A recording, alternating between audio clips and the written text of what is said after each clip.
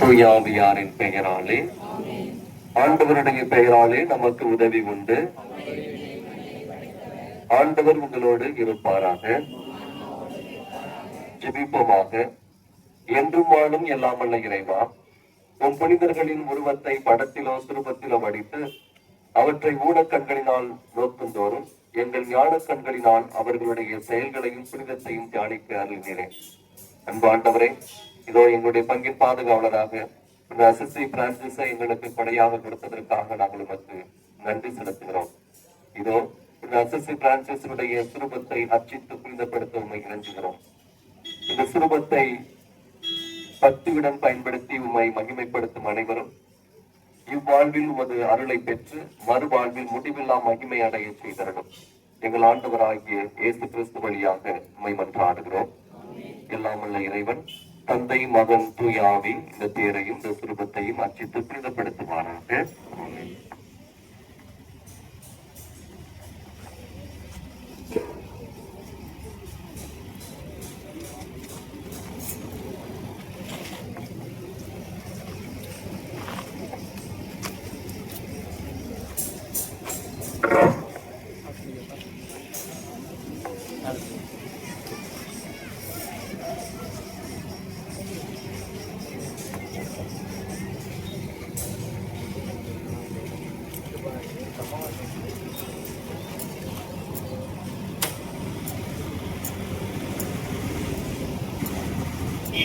புனித பிரான்சிஸ் அசிசியாரின் கனிவும் பக்தியும். திருத்தூதரின் கூற்றுப்படி உண்மையான பக்தி அனைத்து உயிர்களுக்கும் பயன் தருவதாகும். இத்தகைய பக்தி பிரான்சிஸின் இதயத்தில் நிரம்பி வழிந்தது. அவரது அனைத்து உறுப்புகளையும் ஊடுருவிச் சென்றது.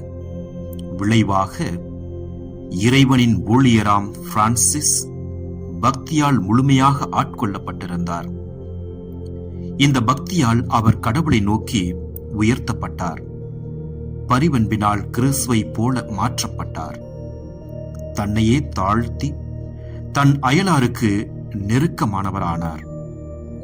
அனைத்து உயிர்கள் மீதும் அவர் கொண்டிருந்த அன்பால் வீழ்ச்சிக்கு முன்பிருந்த ஆதாமை போல அவைகளை தன்னிடம் ஈர்த்து கொண்டார். அனைவர் மீதும் அவர் மிகுந்த பரிவு கொண்டிருந்தார்.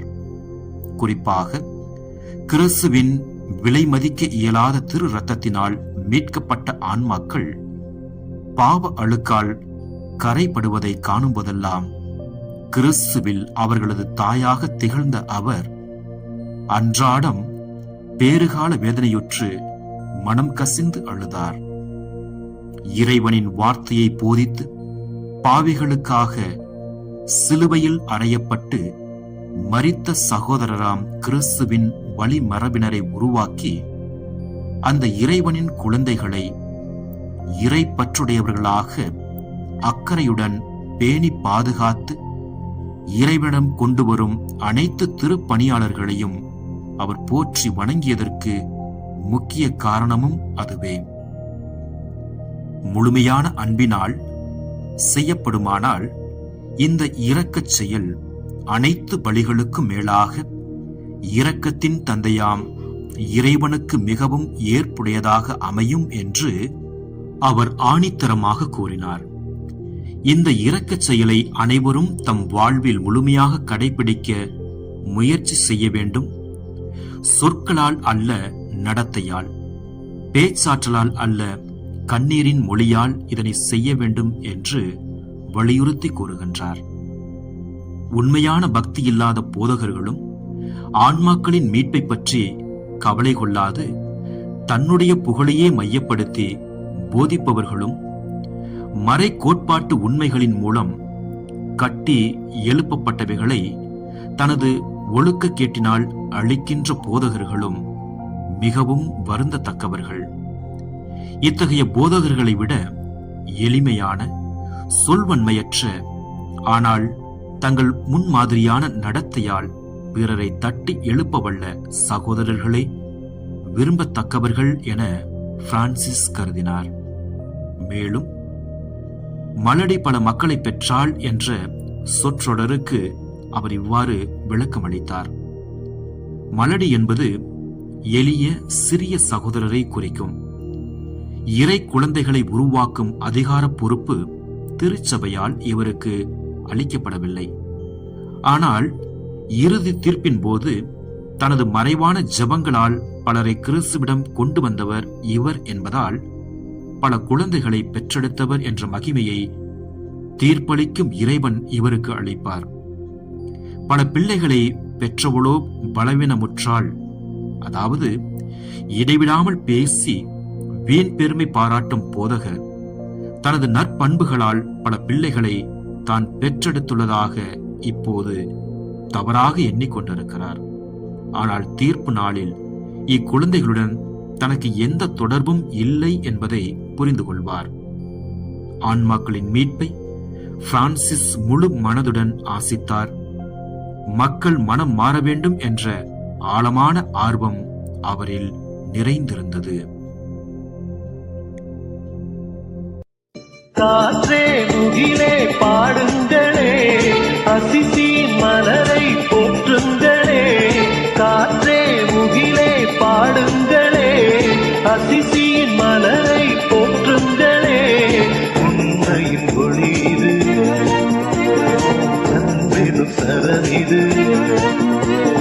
உண்மையின் ஒளி இது, அன்பினும் சரணிது. பாசத்தோட்டத்தின் பூவே மனமே மகிழ்வே. பாசத்தோட்டத்தின் பூவே மனமே மகிழ்வே. காற்றே முகிலே பாடுங்களே, அசிசியின் மலரை போற்றுங்களே.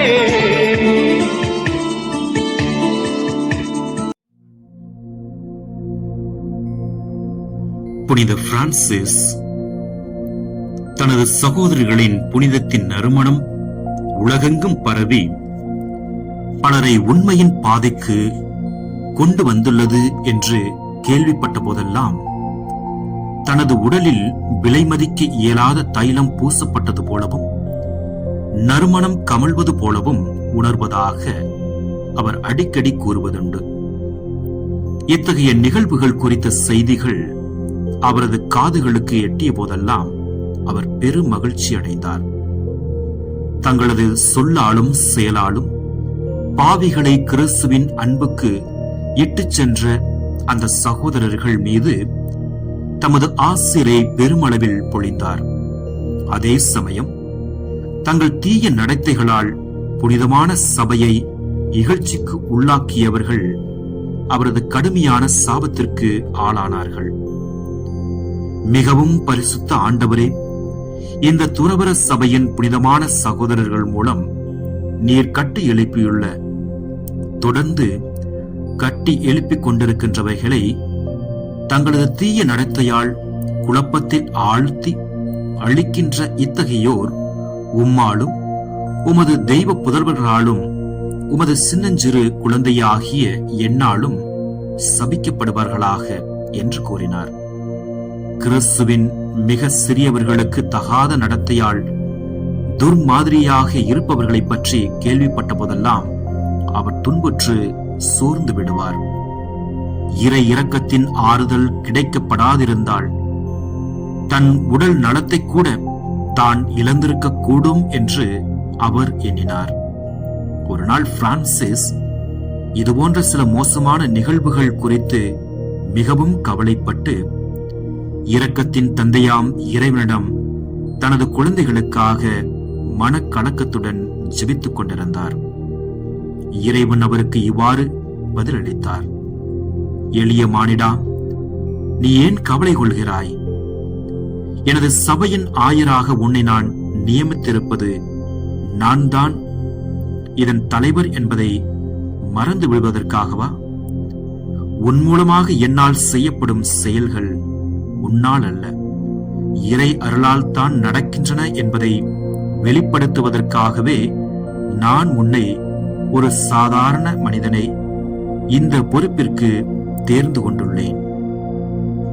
நானே இந்த சபையை உருவாக்கியுள்ளேன். நான் காப்பாற்றுவேன். இந்த எனது மந்தைக்கு நான் உணவளிப்பேன். ஒரு சிலர் பிரிந்து சென்றால் வேறு சிலரால் அந்த இடத்தை நிரப்புவேன். அவர்கள் இன்னும் பிறவாதிருந்தால் அவர்களை பிறக்கச் செய்வேன்.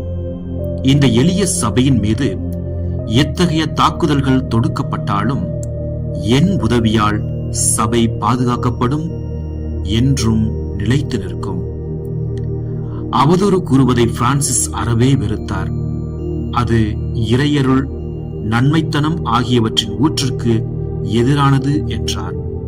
ஒரு விஷ பாம்பை போல அதனிடமிருந்து விலகிச் சென்றார். அது மிக கொடிய கொள்ளை நோய் என்று கூறினார். அதாவது, அவதூறு கூறுபவர்கள் தங்களது தீய சொற்கள் என்ற வாளால் கொல்லப்பட்ட ஆண் மக்களின் இரத்தத்தையே உறிஞ்சுகின்றவர்கள் என்றார். இரக்கமுள்ள கடவுளால் மிகவும் வெறுக்கப்படுகின்ற ஒன்று அது என்று கூறினார். ஒரு நாள் துறவி ஒருவர் சக துறவி ஒருவரின் நற்பெயருக்கு களங்கம் விளைவிக்கும் விதத்தில் பேசிக் கொண்டிருந்ததை பிரான்சிஸ் கண்டார். உடனே தன் பதிலாளை அழைத்து, விரைந்து செல்லுங்கள், குற்றம் சாட்டப்பட்ட துறவி குறித்து தீர விசாரியுங்கள். அவர் குற்றமற்றவர் என்று கண்டால் குற்றம் சாட்டியவர் திருந்துவதற்காக அவரை அனைவர் முன்னிலையிலும் கடுமையாக தண்டியுங்கள் என்றார். சக சகோதரரின் நற்பெயருக்கு களங்கம் விளைவிக்கும் துறவியின் துறவற ஆடை களையப்பட வேண்டும் என்று பிரான்சிஸ் அடிக்கடி கூறுவார். அது மட்டுமல்ல, களங்கப்படுத்திய துறவி தான் ஏற்படுத்திய களங்கத்தை துடைக்கும் வகையில் தன்னால் முடிந்த அனைத்தையும் செய்யும் வரை அவர் இறைவனை ஏறெடுத்தும் பார்க்க கூடாது என்றார். அவதூறு திருட்டை விட கனமான பாவம்.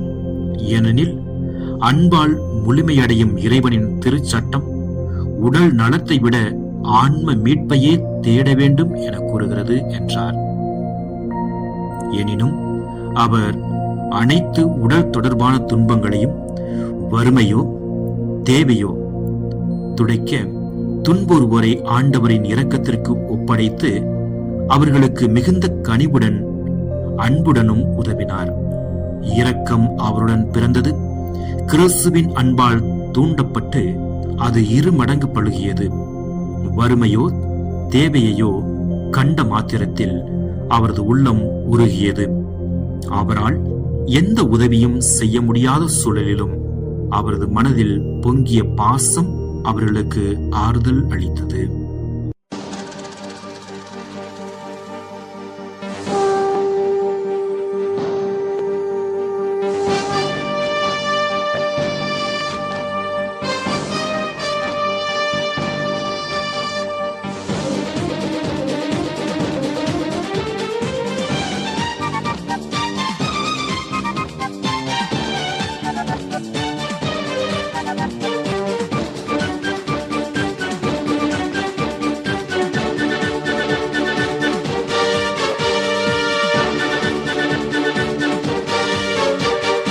எழுந்திடு, நீ எழுந்திடு, அசிசியின் அண்ணல் அழைக்கிறார்.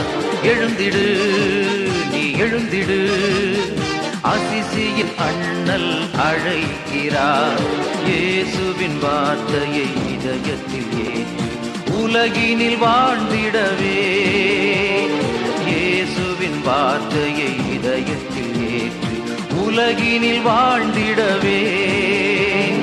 எழுந்திடு, நீ எழுந்திடு, அசிசியின் அண்ணல் அழைக்கிறார்.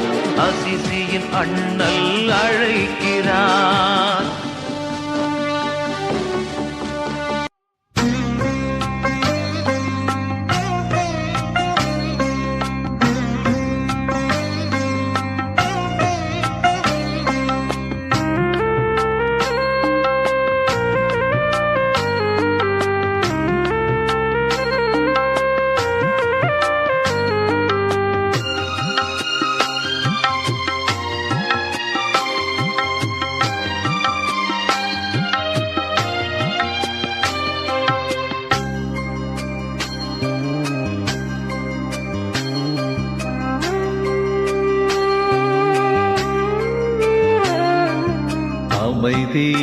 தூதனாய் இறைவா என்னை ஆக்கிட வேண்டும் தேவா. அமைதியின் தூதனாய் இறைவா என்னை ஆக்கிட வேண்டும் தேவா. மனநிலம் அமைதியில் தவழ்ந்து விட்டால் இந்த மாநிலம் அமைதியில் மகிழும். மாநிலம் அமைதியில் மகிழும். அமைதியின் தூதனாய் இறைவா என்னை ஆக்கிட வேண்டும் தேவா.